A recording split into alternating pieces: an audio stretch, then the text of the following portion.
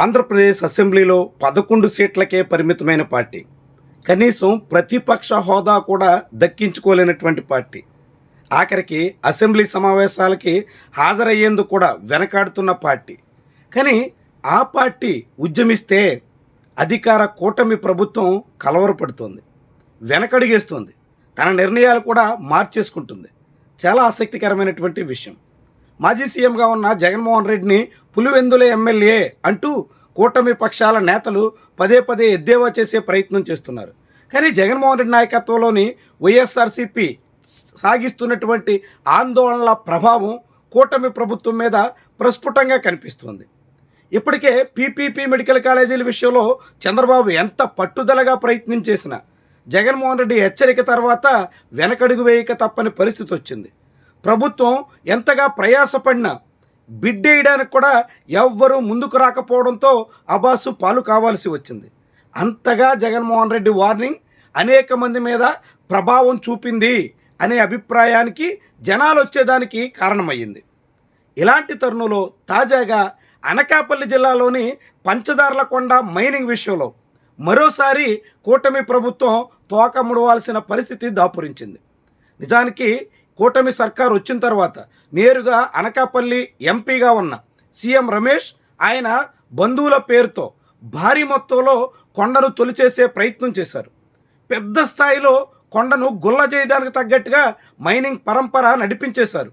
అత్యంత కీలకమైనటువంటి ప్రాంతం, అనేక మంది అక్కడ ఉన్నటువంటి ఆలయాన్ని సందర్శించేటువంటి పరిస్థితి ఉన్నప్పటికీ వాటన్నిటినీ చెల్లాచెదురు చేసే తీరున మైనింగ్ వ్యవహారం నడిపేశారు.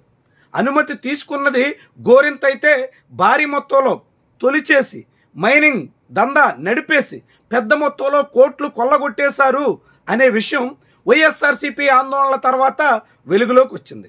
వాస్తవానికి జనసేన పార్టీ శ్రేణులు తొలుత ఈ విషయాన్ని సోషల్ మీడియా సాయంతో వెలుగులోకి తీసుకొచ్చారు. యలమంచిల ఎమ్మెల్యేగా జనసేన పార్టీ నాయకుడే ఉన్నప్పటికీ Janasena party MLA, BJP MP కలిసి పెద్ద మొత్తంలో సాగిస్తున్నటువంటి దందాను జనసేన శ్రేణులే వెలుగులో తీసుకొచ్చాయి. ఎన్ని మార్లు పవన్ కళ్యాణ్కి మొరపెట్టుకున్నా ఆ పార్టీ అధిష్టానం స్పందించకపోవడంతో చివరికి సీఎం రమేష్ వెనకడుగు వేయకపోవడంతో వైఎస్ఆర్సీపీ నేతలను స్థానికులు ఆశ్రయించారు.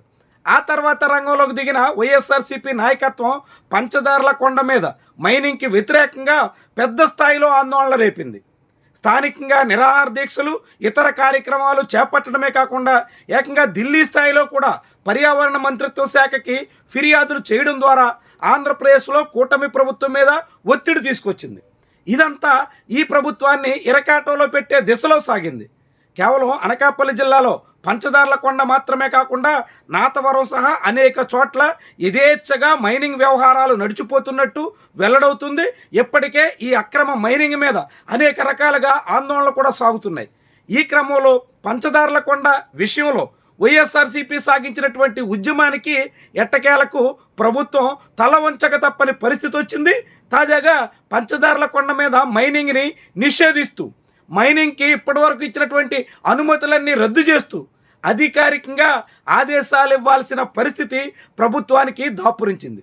అంటే వైఎస్ఆర్సీపీ విపక్షంలో ఉన్నటువంటి పార్టీ ఉద్యమిస్తే, ఆందోళన చేస్తే, ప్రజల సమస్యల మీద ఆ పార్టీ కదిలితే ఎలా అంత బలమైనటువంటి 94% స్ట్రైక్ రేట్ ఉన్నటువంటి కూటమి సర్కారు కూడా దిగి రాక తప్పని పరిస్థితి ఏర్పడిందో మరోసారి పంచదార్లకొండ ఉదంతం చాటి చెప్పింది.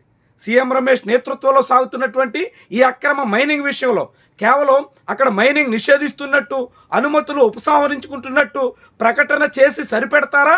కాకుంటే నిజంగానే అక్కడ మైనింగ్ కార్యకలాపాలు జరగకుండా ప్రభుత్వం గట్టి భద్రతను, భరోసాను స్థానికులకి కల్పించే దిశలో సాగుతుందా చూడాల్సినటువంటి విషయం. విపక్ష ఒత్తిడికి దిగొచ్చి అక్కడ మైనింగ్ లీజులన్నింటినీ రద్దు చేస్తున్నట్టు అధికారికంగా ఏపీ మైనింగ్ డిపార్ట్మెంట్ ప్రకటించింది. కానీ ఇది ప్రకటనలకే పరిమితం కాకుండా అక్కడ పచ్చదనాన్ని, పర్యావరణాన్ని, ముఖ్యంగా పంచదారులని, ఇక్కడ పైనుంచి కొండ మీద నుంచి ప్రవహించేటువంటి దారులను అత్యంత పవిత్రంగా అనేక మంది భావిస్తారు.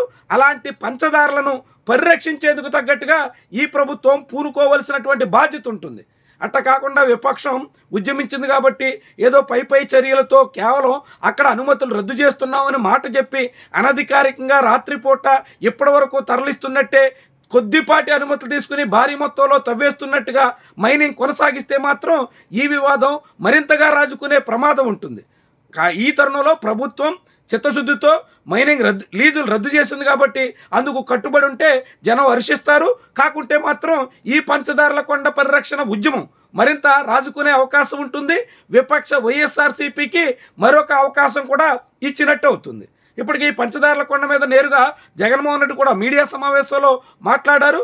ఏపీలో నిబంధనలు ఎలా ఉల్లంఘిస్తున్నారో, మైనింగ్ ఎంత మోతాదులో దందా నడుస్తుందో అని చాటి చెప్పేందుకు ఆయన కూడా ఈ అంశాన్ని ప్రస్తావించారు. ఈ తరుణంలో ఇప్పుడు తాజాగా ప్రభుత్వం తీసుకున్నటువంటి నిర్ణయం మరోసారి వైఎస్ఆర్సీపీ ఒత్తిడి ఫలించినట్టుగా మారుతుంది. ఆ పార్టీ ప్రభావం కూటమి ప్రభుత్వాన్ని వెంటాడుతున్నట్టుగా స్పష్టమవుతుంది.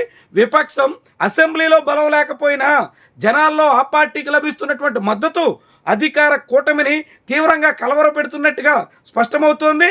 ఆ ఒత్తిళ్ల కారణంగానే వెనక్కి దిగిరాక తప్పని పరిస్థితి దాపురించినట్టుగా చెప్పాల్సి ఉంటుంది.